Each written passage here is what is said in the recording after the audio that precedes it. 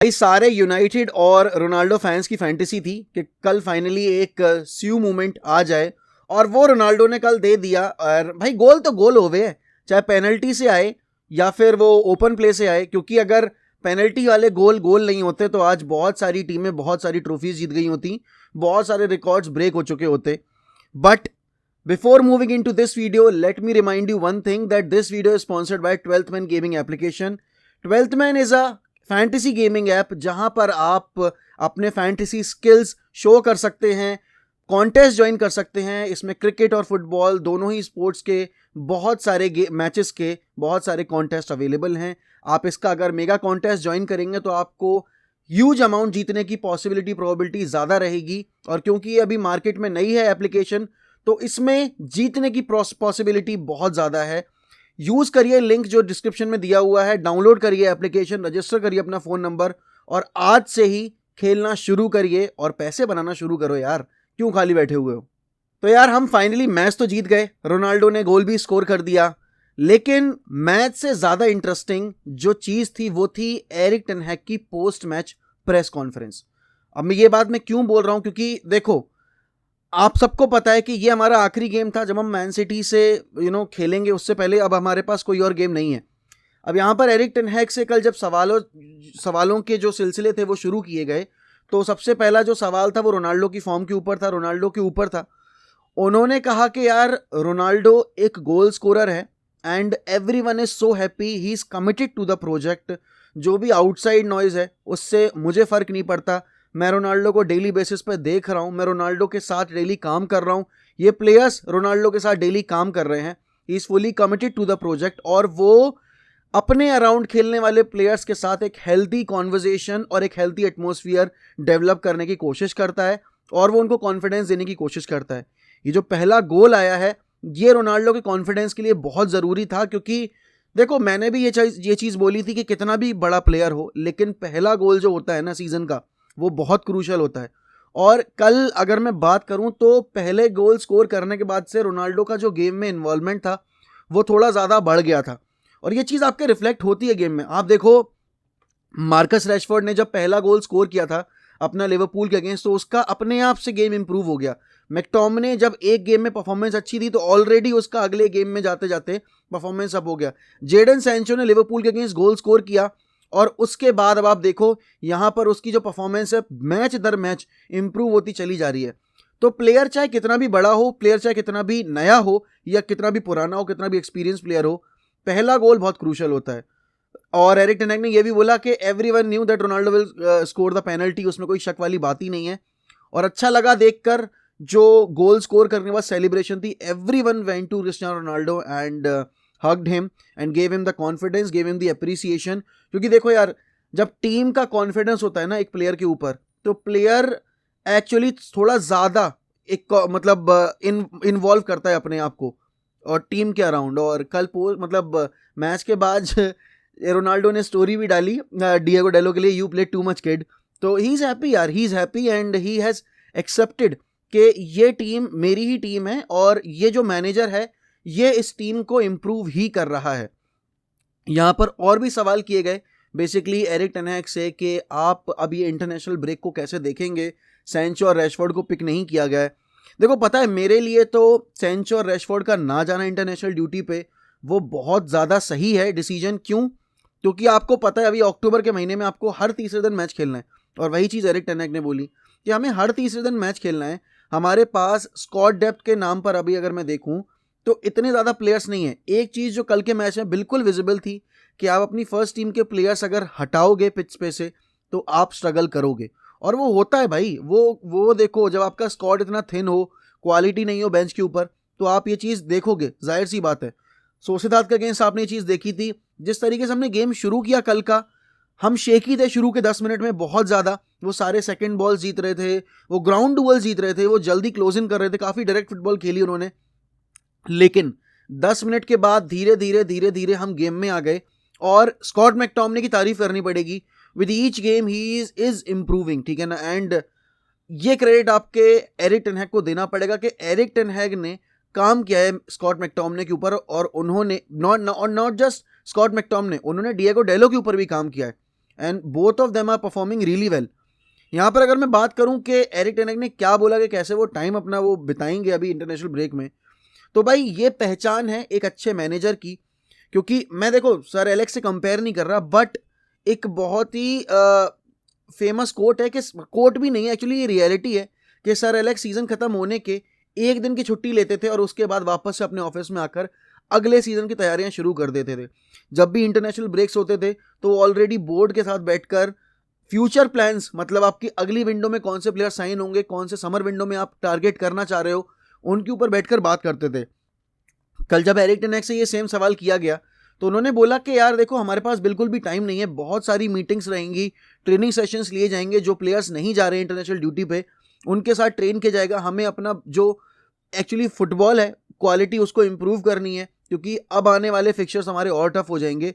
And most important चीज़ जो Erik ten हैग ने बोली ना, वो ये थी कि हमें अभी से बैठकर तैयारी करनी पड़ेगी कि विंटर विंडो में और नेक्स्ट समर विंडो में हमें कौन से प्लेयर, किस प्रोफाइल के प्लेयर लेकर आने हैं। अब देखो ये चीज़ जो एरिक टेन हैग ने बोली है, ये आपके और मेरे समझने के लिए बहुत आसान है, ठीक है ना, क्योंकि हम भी यही चाहते हैं कि जितना जल्दी सॉल्व हो पाए ये इश्यूज बिफोर द विंडो, के विंडो में जाते टाइम हम ना सोच रहे हो कि भाई किसे लेकर आना है। ये चीज़ें पहले से क्लियर होनी चाहिए, जैसे सिटी के दिमाग में चीज़ें क्लियर होती हैं, जैसे उसको मैड्रिड को पता था कि उनको कौन से प्लेयर लेकर आने, जैसे बारसा को पता था उनको कौन से प्लेयर लेकर आने हैं, तो ऐसे ही यूनाइटेड के बोर्ड को पता होना चाहिए कि आखिर उन्हें विंटर विंडो में कौन से प्लेयर टारगेट करने हैं। एंड ये चीज़ कब होती है, जब एक फुटबॉलिंग ब्रेन काम कर रहा हो। और यहाँ पर एरिक टेन हैग की अगर मैं एक एक साइनिंग की बात करूँ ना, हर एक साइनिंग उनकी अभी तक अच्छी करती हुई दिख रही है हमें। चाहे आप लिसांद्रो मार्टिनेज की बात करो, चाहे आप टायल मलासिया की बात करो, चाहे आप एरिक्सन, भाई Eriksen is the signing of the season मैं बोलूँगा अभी तक, तो जितने भी गेम्स हमने खेले हैं एरिक्सन ने एक गलत मोमेंट प्रोड्यूस नहीं किया है पिच के ऊपर। वो भाई वो क्लास दिखाता है पिच के ऊपर, ही ब्रिंग्स द कंपोजर, जो कि हमारी मिडफील्ड में नहीं दिख रहा था इतने सालों से। वो चीज़ की कमी जो थी वो एरिक्सन ने आके पूरी कर दी। इवन एंटनी ने पहले मैच में अच्छा परफॉर्मेंस दिया, रियल सोसिएदाद के अगेंस्ट भी ही वॉज हाफ डिसेंट, और कल के गेम में भी फर्स्ट हाफ में he was very good, second half में तो सारे ही प्लेयर्स फेड अवे हो गए। और यहाँ पर देखो अब मैं बात करूँ ना इंडिविजुअल अगर परफॉर्मेंसेस की, तो राफेल वरान के बारे में कल ये चीज़ एरिक टेन हैग ने भी बोली कि वरान is a leader without the armband.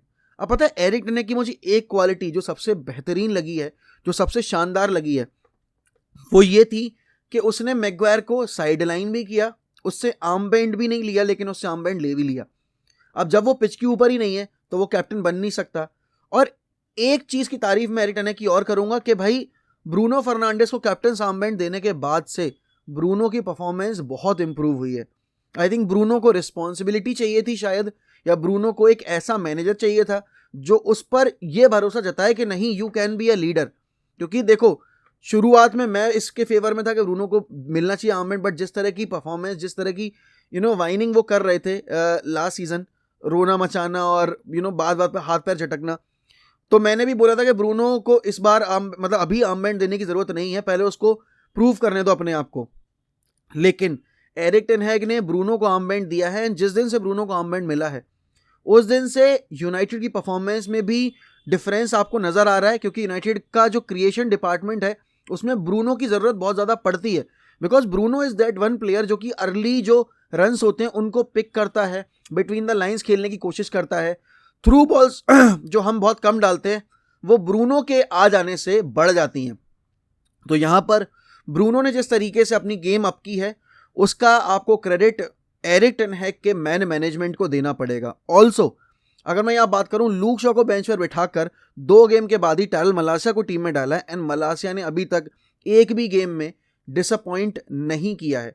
देखो यार, एक मैनेजर का एक अच्छा मैनेजर बनना तब प्रूव हो पाता है जब वो मैन मैनेजमेंट में अच्छा हो। एंड अभी तक चाहे आप रोनाल्डो के उसके टाइम पीरियड की बात करो कि रोनाल्डो को किस तरीके से यूज़ किया गया है, कल भी उसने यही बोला कि with each game Ronaldo is getting much more fitter. तो यहाँ पर एक चीज़ आपको माननी पड़ेगी, और देखो मैं और आप बाहर से बैठकर जज कर सकते हैं, but he is the manager, उसको हमसे बेटर पता है रोनाल्डो का हर गेम के साथ मैच फिटनेस इंप्रूव हो रही है। और जैसे जैसे मैचेस आएंगे, अब देखो यहाँ पे ब्रेक मिला है, Ronaldo will be playing for Portugal, वहाँ पर जाकर तो वहाँ भी मैच फिटनेस गेन करके आएंगे। बस एक ही दुआ है कि जितने भी प्लेयर्स हमारे जा रहे हैं इंटरनेशनल ड्यूटी पे, कोई इंजर्ड होकर ना आए, क्योंकि हमारी जो स्क्वाड डेप्थ है वो बहुत ही ज़्यादा एवरेज है, ठीक है ना। और हम देखो इस सिचुएशन में अभी है नहीं बेसिकली कि हम ये चीज़ अफोर्ड कर पाएँ इंजरीज वगैरह, क्योंकि बहुत थिन स्क्वाड है हमारा। लेकिन एट द सेम टाइम भाई कल के जेडन सेंचो की परफॉर्मेंस की तारीफ करनी पड़ेगी भाई। जेडन सेंचो फर्स्ट हाफ में was the best player on the pitch alongside Scott McTominay and Christian Eriksen. But वो जेस्चर गोल स्कोर करने के बाद अभी 5-6 दिन पहले एक वीडियो वायरल हुआ था जहाँ एक बच्चे ने सेंचो का ऑटोग्राफ लिया था, फिर उसको शिन पैड दिए थे और कहा था will you wear it in a match day, तो सेंचो ने बोला था why not, and Sancho was wearing those shin pads. और उसके बाद जब गोल स्कोर किया, पहली बात तो वो गोल भाई, द कंट्रोल, उसके बाद वीकर फुट से वो shot, it was inch perfect. और फिर उसके बाद जो सेलिब्रेशन थी दैट फॉलोड भाई, class, it was absolute class. And that's what makes football such a beautiful sport, कि जहां पर फैंस और प्लेयर्स के बीच का जो रिलेशनशिप है वो कितना हेल्दी है। एंड एक हेल्दी रिलेशनशिप जो होता है ना फैंस और फुटबॉल क्लब या फुटबॉल प्लेयर के बीच का, वो टीम के कॉन्फिडेंस को भी इम्प्रूव करता है, क्योंकि fans will always back the team अगर वो सब कुछ देकर उतर रहे हैं पिच के ऊपर। एंड ये टीम धीरे धीरे वो क्वालिटी डेवलप कर रही है जब ये पिच के ऊपर बेसिकली अपना कमिटमेंट लेवल मेंटेन करके रखते हैं। कल के अगर मैं शुरू के 10-15 मिनट की बात करूं, हाँ हम शेकी थे, बट उसके बाद धीरे धीरे हम गेम में ग्रो करते चले गए और उसके बाद फिर हमने गोल स्कोर भी कर दिए 2। सेकेंड हाफ में उम्मीद थी मुझे कि एक गोल और आना चाहिए, कम से कम एक गोल और आना चाहिए। और ये एक कमी अभी भी है यूनाइटेड के गेम प्ले में कि उन्हें मैचेस किल करने नहीं आते। क्योंकि देखो अगर शेरिफ कल एक गोल स्कोर कर देती तो वापस से हम पैनिक मोड में चले जाते और फिर वापस से 2-1 से 2-2 होते देर नहीं लगती है। यहाँ पर यूनाइटेड को अभी वो कैरेक्टर डेवलप करने में टाइम लगेगा जब वो मैचेस किल करना सीख पाएं। लेकिन देखते हैं भाई कब तक ये चीज़ हो पाएगी। एरिक्सन की performance was top notch, Lisandro Martinez, Varane, Dalot and Malacia defensively we were very good. कल डेहिया के बॉल डिस्ट्रीब्यूशन की भी थोड़ी सी इंप्रूवमेंट हमें देखने को मिली गेम के अंदर, जब although it was just sheriff, but एक प्लेयर अगर बॉल पे खराब है तो वो हर टीम के अगेंस्ट खराब ही होगा। और जिस तरह की प्रेस कर रही थी शेरिफ, उसके अगेंस्ट में डेहिया का क्रम्बल करना काफ़ी एविडेंट था, बट डेहिया ने कंपोजर मेंटेन करके रखा। With each game he is gaining confidence and I think with each game उसका गेम भी थोड़ा थोड़ा इंप्रूव होता जा रहा है with the ball at his feet. और यूनाइटेड को अगर आने वाले गेम्स में अच्छी परफॉर्मेंसेस देनी है तो उसमें जो ओवरऑल स्क्वाड का कंट्रीब्यूशन है वो बहुत ज़रूरी है। एक अटैक की शुरुआत आपके अपने गोलकीपर से होती है, एंड गोलकीपर अगर आपका मिस पासेस करेगा तो वहाँ से आप वल्नरेबल का सिचुएशन में आ जाते हो जब ऑपोजिशन आपके हाफ में ही है, वो प्रेस डाउन कर रहा है, जो हमने ब्रेंटफोर्ड के अगेंस्ट देखा था, जो हमने ब्राइटन के अगेंस्ट देखा था। उस तरह की मिस्टेक्स हमने अगले 4-5 गेम में इसलिए देखी क्योंकि हम काफ़ी डायरेक्ट खेले। लेकिन धीरे धीरे आई थिंक अब वापस से एरिक टेन हैग अपना सिस्टम इनहेरिट करने की कोशिश कर रहे हैं। आई होप आने वाले मैचेस में कोई गलती ना हो। और देखो यार अब सीधे सिटी से मैच है, यहाँ पर सिटी जिस तरह की रन ऑफ फॉर्म में उसको देखते हुए तो डर ही लग रहा है, ऑब्वियस सी बात है। But at the same time city के अगेंस्ट हम जीत सकते हैं, ऐसा इम्पॉसिबल नहीं है कि हम जीत नहीं सकते, लेकिन परफेक्ट प्लान होना चाहिए और हर प्लेयर की तरफ से 100% कमिटमेंट होना चाहिए। रोनाल्डो के इस गोल से उनका कॉन्फिडेंस बहुत इंप्रूव हुआ होगा, no doubt about that. But Ronaldo को अभी भी इंटरनेशनल ड्यूटी पे मैच टाइम की जरूरत पड़ेगी, मैच फिटनेस इंप्रूव करने की जरूरत पड़ेगी।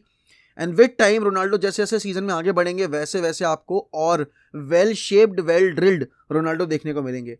और भाई ऐसा पहली बार नहीं हो रहा है जब रोनाल्डो का सीजन जो है वो एक स्लो रेट पे शुरू हो रहा है।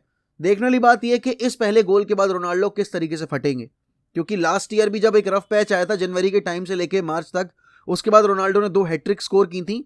तो he is Ronaldo, he knows himself pretty well, we know Ronaldo who he is. बाकी किसी को प्रूव करने की कोई ज़रूरत है नहीं रोनाल्डो को, he has proven himself for the last 17 years, तो there is nothing to prove.